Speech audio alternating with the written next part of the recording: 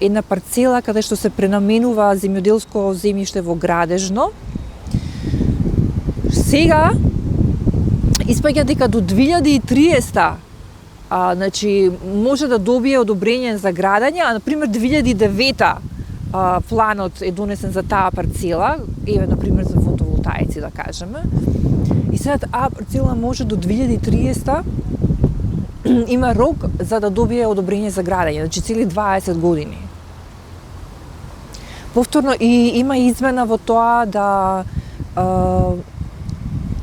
се некако се солидифицира тоа земјоделско земјиште каде што се градат проекти, некакви проекти од државно или локално значење, да целото во целиот плански опфат биде градежно земјиште, што досега не е така. Така да тие се некои замерки, забелешки кои ние ги имаме во однос на предложените измени.